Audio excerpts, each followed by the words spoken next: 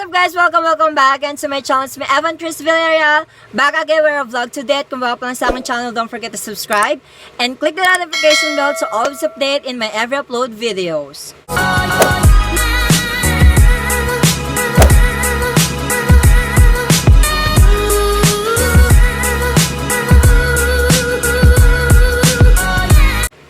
So ayan guys, for this video nga is may biglaang dumating order. So nag-order nga pala ako sa Shopee guys, no.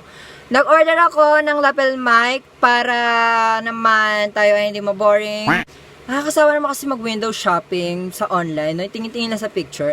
Kaya bumili na rin ako ng magagamit ko for vlogging. So ayun nga, as you can see on the title and on the thumbnail, gagawa ako ng isang reviewing, unboxing, and ewan ko kung haul to. Isa lang naman kasi yung binili ko, guys. So, ayun nga, guys. Biglaan siyang dumating. So, ang dami ko nga, guys. So, ayun, guys. So, guys nga pala, ang dami nagko-comment. Ang dami ko daw. So, guys, puro ganun ako. Sorry kasi yun lang naman yung alam ko sabihin na wala pa naman akong tawag sa mga nanonood sa akin. But anyways, guys, umorder ako sa Shopee ng lapel mic and biglaan nga siyang dumating. Actually, hindi ko siya na-expect ngayon na dumating kasi nga may mga delayed na orders nga. Yun nga yung issue ngayon. Sa Shopee, may mga delayed na orders na dadating. So, one week ko rin siyang hinintay. But then, guys, expect ko na aabot siya ng 2 weeks, guys. Kasi, overseas pa yung order ko, guys. No? Overseas. So, ayan guys, without further ado, let's get started na video na agad. Kasi, guys, mag-film pa ako umamaya. So, ayan guys, andito na nga yung order ko. Eto nga siya, ganito lang siya kaliit guys. Ayan, as you can see, yung address bawal makita. So, ayan guys, ayan yung order ko guys. Bale, ayan siya, dito siya galing guys. Sa, anong to, ayan oh, Mr. Chewy Kinemerut. Mr. Chewy's 29, Building 1, Goyo Road, Boshan, Shanghai. So, galing pa siyang Shanghai, China, guys. So, syempre, bago ko to pinunta dito sa bahay, dinasinfect ko muna. Kaya, guys, kayo, pag-order kayo ng sa online, disinfect muna bago nyo i-unbox or anything. So, ayan nga, guys, again and again, guys, no, i-unbox na natin siya at titingnan natin siya. So, bago pala ako pumunta agad doon, no, para maiwasan yung pagtatanong kung saan ko to nabili, anong shop, nasa description box na po siya guys. Nasa description box yung shop nito and yung link nito para kung sakaling bibili kayo or preferred ko to para sa inyo guys, is nandyan nasa description below guys ha. Huwag na kayong tanong ng tanong ha. And ang bili ko pala dito guys is 105 kasama na yung shipping fee. So guys, siya ay 100 pesos. Bali, gumamit ako ng shipping voucher na 60 pesos yung babawasin. Kaya 5 pesos na lang, bali yung shipping fee. So, bali 105 lang ang nagastos ko lahat. So, bago pa marami tayong masabi, i-unbox na natin to at baka mag-comment na naman kayo, ang tagal-tagal, ang daming kuda! So, ayan, i-unbox na natin siya. Yung packaging niya, bali wala na yan kasi yung item lang naman yung kailangan natin. So, eto siya guys. Bale, eto na ang lapel mic! May panggamit na ako sa aking vlog guys. Kasi, hindi ko na ipangangalandakan yung boses ko na ganito kalakas. Dahil nga, wala akong lapel mic. So, minimize ko na yung boses ko kapag ako ay nagva-vlog. So, ayan guys, ganito siya. Ayan siya. Hindi siya kahabaan. So, ganito lang yung itsura niya. And, hindi nga talaga siya kahabaan, no? So, buksan natin. Actually, guys, itong mga lapel mic na to, ang daming nagre-review nito sa Shopee. Bali, natakot din ako umorder nito. Baka kasi may defect or defective siya. Kasi nga, yung iba hindi daw siya nagana or yung iba sira daw yung dito, sira daw yung dito nila. But then, eto muna. Tingnan muna natin bago natin siya gamitin.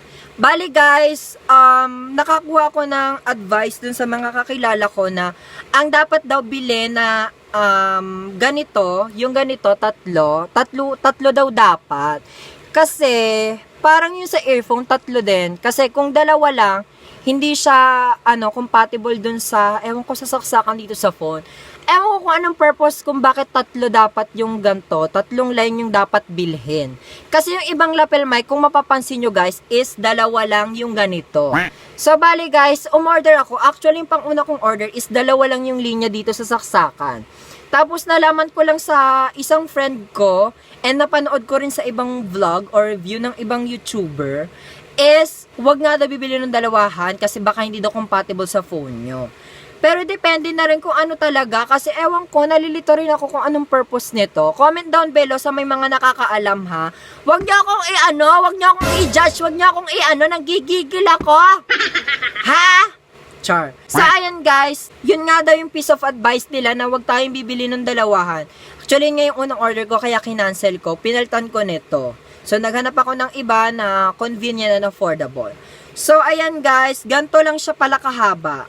Ayan guys, ganyan siya kahaba. So, ewan ko kung anong size ito. Kasi wala namang nakalagay dito kung gaano siya kahaba. So, ganyan lang siya kahaba. Isang yarda yung ganito. Yan. So, ganun siya kahaba. Then, eto, napapansin nyo to guys. Maganda siya guys. And, malambot. Malambot siya guys. And, syempre, may pang-ipitan siya dito. And sa appearance niya, wala siyang defekto. Sige, ulitin pa natin. Wala siyang defekto. So, ayan guys, gagamitin na natin siya. Ikakabit ko lang siya saglit. Wait. Hello. Yeah. Char. Ewan ko guys, itong nagana kung malakas siya guys. Kasi, ayan guys, nakita ko nga siya sa video. Napakinggan ko talaga nung ginamit ko na to, nung sinaksa ko na to sa phone ko, is nagana nga siya guys. I don't know lang kung nakaka-distract yung boses ko pag merong ganito guys. Kasi nung napakinggan ko, nung pagsigaw ko, biglang sabog yung sounds. But I don't know kung nandito lang siya, kung okay lang sa inyo.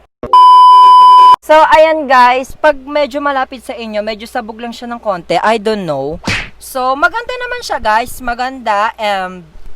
Meron siyang ganito, pang filtered sa mga kung nagbablog kayo sa malapit sa mga electric fan, ganon. Yun ang purpose nito guys, no? So, ang masasabi ko sa product, sa item na ito is, okay siya, thumbs up, preferred. Kung i-rate ko siya, 4 star over 5, no? Hindi na rin masama, no? So, syempre naman, lahat naman ng gamit is, hindi naman almost perfect, no, char.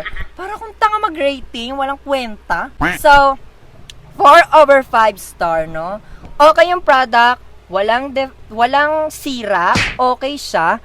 And kung mapapansin natin, medyo malakas na rin talaga. So, malakas na nga yung boses ko, then may kasama pang lapel, so sobrang lakas ito sa video. So, 4 over 5 star pa ulit-ulit. Wala siyang sira, wala siyang defective, okay siya, and mahaba. Actually, mahaba naman siya konti, no? Kasi ina-expect ko yung pwede akong pang malayuan ganon, yung mga pang basta yun na yun. So, sa packaging, okay siya. Wala naman sa akin yun kasi mahalaga naman yung item is na ship ng maayos, no? So, ayan. I think mape-prefer ko siya sa inyo.